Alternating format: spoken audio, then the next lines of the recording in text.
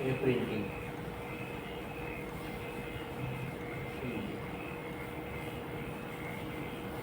અને બીજું બધું ઓકે છે, ખાલી એક જ વાત થાય, બીજું બધું છે ને ડેમેજ નથી ઓકે છે.